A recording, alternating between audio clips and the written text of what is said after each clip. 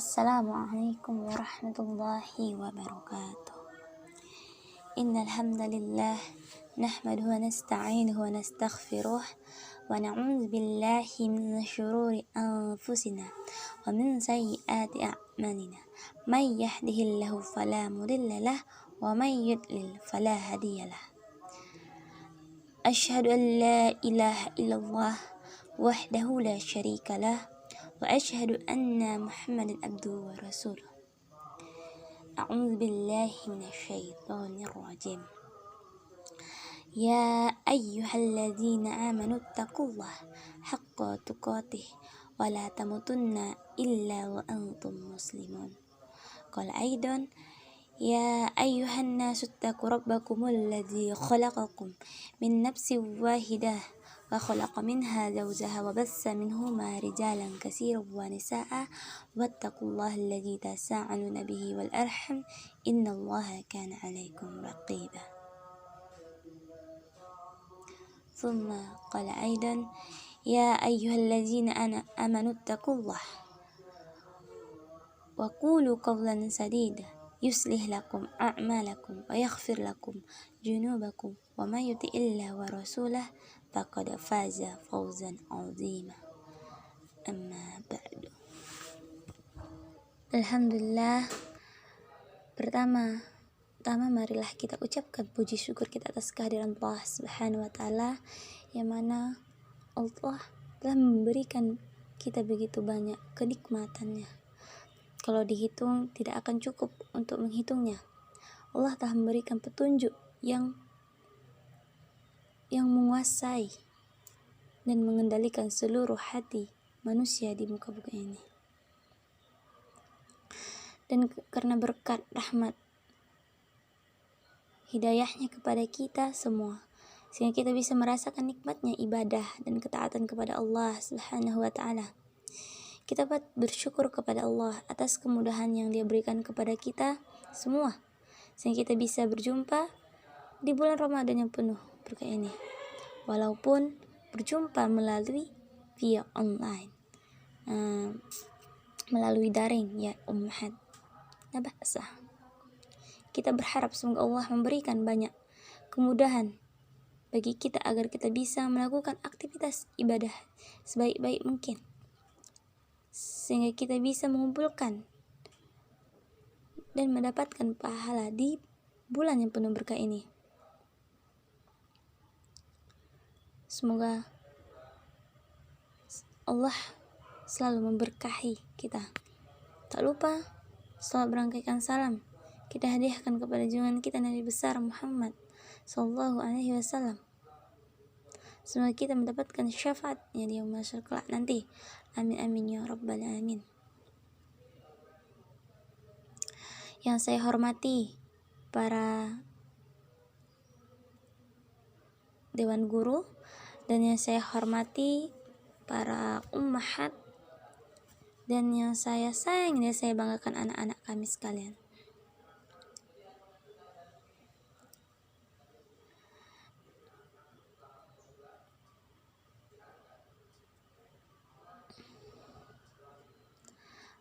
Sebelumnya saya mengucapkan banyak terima kasih kepada Bapak Ibu, kepada ummahat, karena telah ikut berpartisipasi dalam menjalankan aktivitas-aktivitas yang sudah disampaikan dari Pondok Pesantren Darul Hijrah. Dan alhamdulillah, saya sebagai guru dari anak-anak kami akan menyampaikan beberapa tips peran bagaimana kita sebagai orang tua mendidik anak-anak agar anak-anak kita itu menjadi generasi Islam, insyaallah, amin. Tentu ini adalah bulan yang penuh berkah. Selayaknya kita harus merasa gembira dan senang dengan kehadiran bulan Ramadan, karena bulan Ramadan bulan rahmat, bulan yang penuh ampunan dan juga pertolongan Allah Subhanahu wa taala. Semoga saja kita mendapatkan begitu banyak keberkahan, kebaikan-kebaikan dari Allah dan kenikmatan, sehingga kita bisa menjalankan aktivitas-aktivitas kita, baik itu aktivitas dalam mendidik anak-anak kita di rumah, baik aktivitas di luar rumah maupun dimanapun itu. Amin.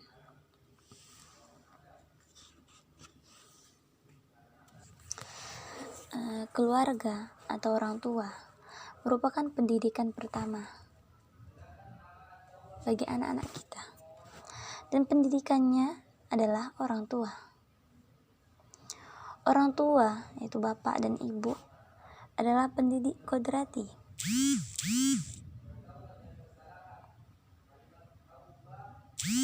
Pendidik bagi anak-anak kita, karena secara kodrati ibu dan bapak diberikan anugerah oleh Allah Subhanahu wa taala berupa naluri orang tua.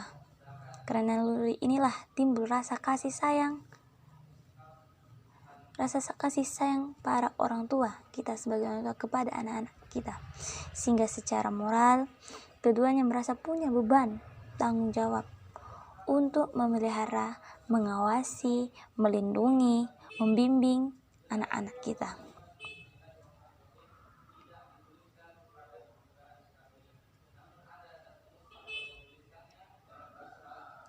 Keluarga merupakan lapangan pendidikan yang pertama, dan pendidikannya adalah kedua orang tua, yaitu lingkungan yang sangat dan paling dekat dengan kehidupan anak-anak kita. Keluarga memiliki peran strategis, berperan penting dalam pembinaan karakter anak.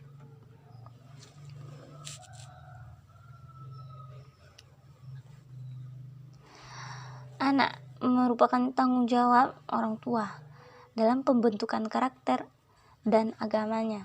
Sebagaimana menurut Ibnu Qayyim dalam karangan Marzuki, bahwa tanggung jawab terhadap anak, terutama dalam hal pendidikan, berada di pundak orang tua dan pendidikan murabbi.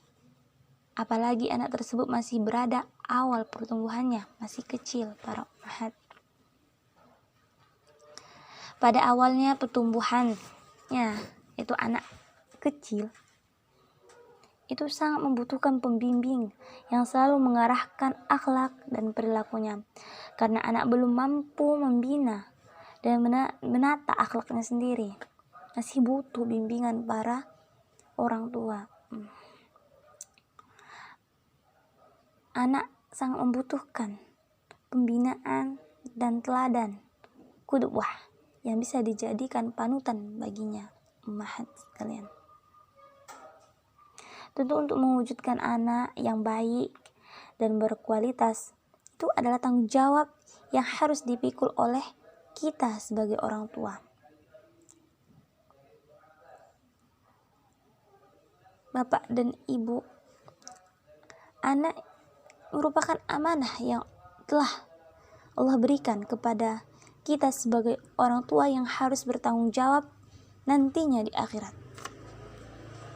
Oleh karenanya, kita sebagai orang tua wajib menjaga, membesarkan, merawat, menyantuni, dan mendidik anak-anak kita dengan penuh tanggung jawab dan kasih sayang. Memang, tanggung jawab sebagai orang tua terhadap anak-anak kita itu merupakan tanggung jawab yang berat. Orang tua harus menjaga anak dan seluruh anggota keluarga agar selamat dari siksa api neraka. Sebagaimana firman Allah Subhanahu wa taala dalam surah At-Tahrim, surah ke-66 ayat 6. Ya ayyuhalladzina amanu qu anfusakum wa ahlikum nar. Yang artinya, wahai orang-orang yang beriman, peliharalah dirimu dan keluargamu dari api neraka. Dari ayat di atas, kita bisa mengindikasikan peran orang tua dalam melaksanakan pendidikan anak dalam Islam dengan menjaga mereka dan berperingatan anak-anak kita untuk selalu melaksanakan perintah-perintah Allah dan Rasulullah dan menjauhi larangan-larangan Allah dan Rasulnya, sekaligus mempertegas tujuan pendidikan anak dalam suatu keluarga, memelihara keluarga dari api neraka, beribadah kepada Allah Subhanahu wa taala, membentuk akhlak yang mulia, membentuk anak agar kuat secara individu dan sosial. Namun kenyataannya pada zaman sekarang ini yang kita tahu, para ummahat sekalian, banyak orang tua yang hanya melimpahkan pendidikan anak kepada guru di sekolah. Alasan yang diberikan oleh orang tua disebabkan bekerja, mencari nafkah untuk kebutuhan kehidupan mereka sehari-hari. Mungkin karena orang tua tersebut tidak memahami hakikat yang sebenarnya pendidikan anak dalam Islam dan pentingnya peran kita sebagai orang tua dalam membentuk pribadi anak agar bisa menjadi generasi Islam. Posisi anak didik dalam keluarga kita adalah sebagai orang tua, adalah anak kita. Itu adalah tanggung jawab kita sebagai orang tua, agar anak bisa berkembang secara optimal dan menjadi anak yang terdidik dalam pendidikan yang baik sejak kecil, sejak masa dininya. Maka orang tualah sebagai yang paling bertanggung jawab dalam pembentukan anak sejak masa awal, harus memperhatikan pola pendidikan sehingga akan memperoleh hasil yang maksimal, akan mampu berkreasi, mandiri, cerdas, dan bertanggung jawab. Ini bisa terwujud, Bapak Ibu, jika kita sebagai orang tua memahami hakikat pendidikan anak bagi kita sebagai orang tua. Satu keluarga, membina keluarga, kita harus mengetahui bagaimana hakikatnya pendidikan untuk anak-anak kita. Pendidikan bagi anak kita ini adalah usaha kesadaran dari kita sebagai orang tua dalam menyelenggarakan pendidikan berdasarkan nilai-nilai agama dan akhlak mulia untuk membimbing anak agar dapat menyalurkan segenap potensi dan jasmani, rohani, jiwa, akal, dan hawa nafsunya sehingga mampu hidup lebih baik di masa yang akan datang.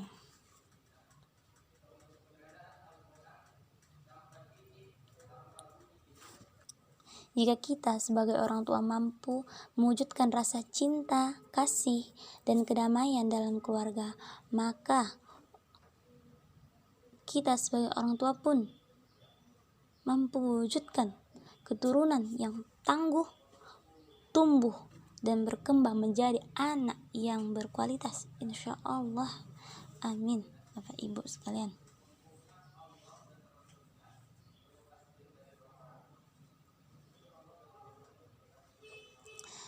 Kita sebagai orang tua adalah sebagai yang berperan penting dalam keluarga sebagai lingkungan pendidikan yang sangat berpengaruh dalam membentuk pola kepribadian anak. Anak mempelajari nilai keyakinan agama, akhlak budi pekerti, komunikasi dan interaksi sosial serta keterampilan hidup dari kita sebagai orang tua. Sebagaimana peran orang tua sebagai pendidik anak-anak kita dalam keluarga itu tercermin pada profil Luqman Al-Hakim, sebagaimana yang disebutkan dalam Al-Quran, bahwa pendidikan agama Islam itu dilakukan di rumah sebagai lembaga pertama dan utama yang mengandung arti bahwa pendidikan agama dalam rumah tangga berlanjut pada pendidikan agama di sekolah, di mana posisi pendidikan agama di sekolah itu sama atau hampir sama dengan pendidikan agama di rumah tangga. Sehingga pendidikan agama di sekolah juga menjadi kunci pendidikan pada umumnya. Akan tetapi ingat, pihak lain, pendidikan agama di sekolah itu tidak dapat berhasil bila pendidikan agama di rumah gagal. Jadi, tetap saja pendidikan agama di rumah merupakan kunci utama pendidikan agama di sekolah dan pendidikan di sekolah secara keseluruhan. Allah mengawalinya dengan menggambarkan Luqman Al-Hakim sebagai seorang yang dikaruniai hikmah dan kebijaksanaan. Bagaimana cara mendidik anak? Islam sangat memperhatikan pendidikan anak dalam rumah tangga. Peran orang tua sebagai pendidik anak yang utama dalam keluarga. Orang tua menjalankan tugas untuk mendidik anak, memperhatikan pertumbuhan, perkembangan anak, untuk mewujudkan anak yang terdidik menjadi manusia yang beriman, bertakwa, dan berakhlak mulia, terpuji di kemudian hari. Maka kita sebagai orang tua, para ummahat sekalian, harus memperhatikan akan peran kita. Sebagaimana Luqman Al-Hakim, bahwa peran-peran tersebut memberikan pembinaan keimanan, tauhid. Luqman Al-Hakim memberikan pendidikan memulai dari nasihat kepada anaknya untuk menghindari perbuatan-perbuatan yang menyekutukan Allah, untuk menghindari perbuatan-perbuatan syirik. Juga mengandung di dalamnya pengajaran tentang wujud dan keesaan Allah, bagaimana kita mencintai Allah, bagaimana kita beribadah kepada Allah.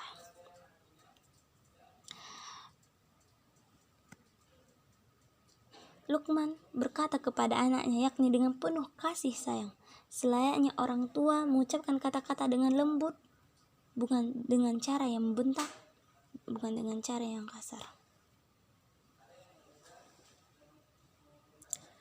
Tentu pendidikan anak-anak dalam Islam menjadi suatu kewajiban yang tidak bisa kita abaikan begitu saja.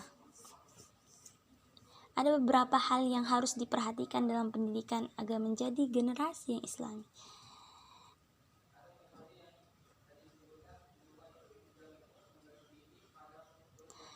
Kita patut menjadikan bagaimana cara mendidik anak berdasarkan petunjuk Al-Quran dan hadis Nabi. Pembinaan anak sejak dini bisa dilakukan dengan cara-cara yang sesuai dengan Al-Quran dan hadis Nabi. Pendidikan anak dalam Islam menjadi suatu kewajiban yang tidak bisa diabaikan oleh kita sebagai orang tua. Ada beberapa yang harus diperhatikan dalam pendidikan anak agar menjadi generasi Islami yang berdasarkan petunjuk dari Al-Quran dan hadis Nabi. Pembinaan anak sejak dini, sejak masa kecil bisa dilakukan dengan cara-cara sebagai berikut. Yang pertama, mendorong anak untuk membaca Al-Quran, mempelajari Al-Quran, menghafal Al-Quran. Kemudian yang kedua, mendorong anak menghayati ciptaan Allah Subhanahu wa taala yang tampak di sekelilingnya, bahwa Allah lah yang menciptakan langit dan bumi, bahwa Allah lah yang menguasai seluruh apa-apa yang Allah ciptakan, itu langit dan bumi. Allah perintahkan untuk menghayati, memperhatikan, kemudian melihat Allah ciptakan itu bagaimana, Allah ciptakan itu untuk apa. Jadi mendorong anak kita itu untuk bagaimana menghayati ciptaan Allah Subhanahu wa taala. Yang ketiga, itu mendorong anak sejak berumur 7 tahun untuk melaksanakan sholat pada waktunya. Dalam rangka kita sebagai orang tua, itu ayah dan ibu, menjadi panutan bagi anak untuk membiasakan sholat, baik di rumah maupun di masjid.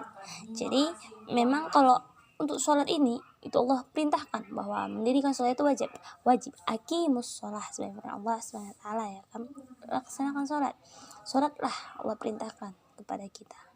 Jadi kita berharap bahwa anak-anak kita bisa melaksanakan sholat dengan cara ikhlas, karena menerima bahwa itu adalah perintah Allah Subhanahu wa taala.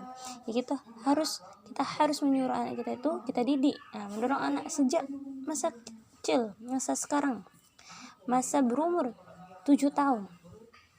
Dan kita sebagai orang tua itu sebagai panutan. Kita tuh dilihat anak kalau kita sholat setiap harinya, bahwa itu ada suatu kebiasaan yang harus dilaksanakan, yang rutin setiap hari di rumah, maka tentu anak akan mengikut, insyaallah. Kemudian yang keempat, melatih anak untuk bersikap sabar dan ridho terhadap apa yang ada dengan menunjukkan hikmah-hikmah yang bisa diperoleh bagi orang yang sabar, baik dalam menghadapi ujian dan cobaan maupun dalam melaksanakan tugas dan kewajiban sehari-hari. Sebagaimana Allah mengatakan bahwa Allah bersama orang-orang yang sabar, ya kan? As-sabirin, Allah bersama orang yang sabar. Bagaimana cara anak-anak kita menghadapi kalau ada masalah, kalau ada tugas-tugas, kewajiban yang harus dikerjakannya, seperti hal ini. Saat ini anak-anak kita harus mengikuti kegiatan-kegiatan atau tugas yang ada dari sekolah. Itu menyetor hafalan setiap jadwal yang sudah disampaikan. Maka anak harus rela, harus mau, harus ikhlas untuk mengerjakan tugas-tugas tersebut. Jangan sampai malah anak itu membangkang, bahkan tidak mau sama sekali untuk melaksanakan itu, padahal itu adalah kewajiban.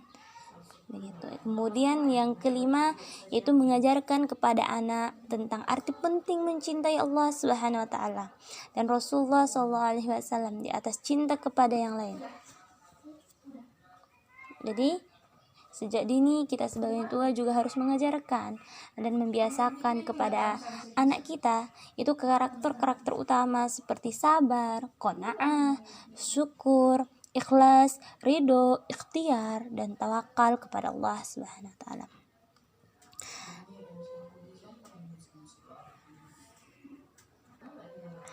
Dan yang keenam itu mengajarkan kepada anak pentingnya penyucian hati dengan menghindari sifat-sifat tercela seperti syirik, dusta, berani kepada orang tua, artinya melawan orang tua. Itu tidak boleh ya ibu-ibu, ummahat, ya kan, dengki, membenci, dan berburuk sangka kepada orang lain. Kita harus husnudzon, jangan bersuudzon kepada orang lain, supaya Allah juga begitu kepada kita. Kemudian serta membicarakan aib orang lain, tak boleh, ini dilarang dalam agama. Kemudian yang ketujuh, melatih anak untuk senang bersedekah kepada fakir miskin, terutama dengan hartanya sendiri, meskipun sedekah sekedarnya saja. Ini penting dilakukan untuk mewujudkan sifat dermawan sejak dini pada diri anak. Jadi maksud hartanya sendiri di sini kan bisa contohnya uang yang dia punya, yang dia dapatkan dari orang tuanya, contohnya 2.000. Kemudian ada teman yang tidak ada uang gitu, butuh untuk berjajan, butuh karena perutnya sakit, lapar, dia rela ikhlas untuk bersedekah kepada yang lain dengan membagi jajan. Itu suatu hal yang mendidik, melatih anak untuk bersedekah gitu. Kemudian yang ke-9, membacakan kisah-kisah para nabi Allah dan kisah-kisah lain dalam Al-Quran kepada anak agar anak dapat mengambil ibrah pelajaran dari kisah-kisah tersebut. Jadi ummahat sekalian, bisa nanti diajarkan atau dibacakan kisah-kisah yang berhubungan dengan hikmah yang bisa diambil pelajaran untuk anak-anak kita, sebagaimana kisahnya para sahabat, para sahabat cara mendidik anak, itu tadi yang saya sampaikan, yaitu kisah Luqman Al-Hakim mendidik anak, itu bisa juga. Kita sebagai orang tua harus konsisten dalam menampakkan sikap dan perilaku positif kepada anak sehingga ia mendapatkan model-model karakter secara benar. Artinya kita harus tetap pendirian bahwa kalau ini memang salah harus salah, kalau ini benar kayak gitu ibu-ibu. Jangan nanti tiba anak kita yang satu buat kesalahan kita salahkan, tiba yang ini yang satunya lagi buat kesalahan kita benarkan. Itu tidak boleh. Itu suatu sikap kita dalam penilaian bagi anak itu. Jadi kita berharap anak kita itu kan konsisten, jadi kita juga harus begitu agar mendapatkan karakter-karakter yang benar, ya kan ummahat. Kemudian yang ke-10, orang tua yang menciptakan suasana keluarga yang penuh dengan kasih sayang dan saling menghormati antara anggota keluarga, baik yang muda terhadap yang dewasa maupun yang dewasa terhadap yang muda, sehingga anak merasa bangga dan tentram terhadap apa yang dilakukan oleh orang-orang dewasa. Maksudnya anak kita kan ada yang udah dewasa, ada yang masih anak-anak, ada yang masih remaja gitu kan. Di situ kita sebagai orang tua berperan bagaimana suasana keluarga kita itu saling harmonis gitu, saling menghormati. Kalau adiknya bagaimana sama kakaknya, itu disayangi, dihormati. Bagaimana kakaknya kepada adiknya, kalau kakaknya itu sayangi adiknya, jangan dibentak-bentak, jangan dimarahi. Itu diberi